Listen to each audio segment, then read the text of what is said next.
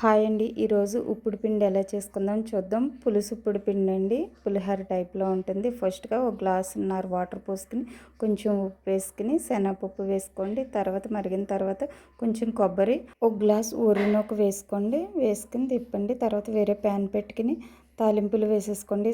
కొంచెం శనగపప్పు, కొంచెం మినప్పప్పు, పల్లీలు వేసుకుని కొంచెం ఫ్రై అయిన తర్వాత జీడిపప్పు వేసుకుని అల్లం వేసుకోండి.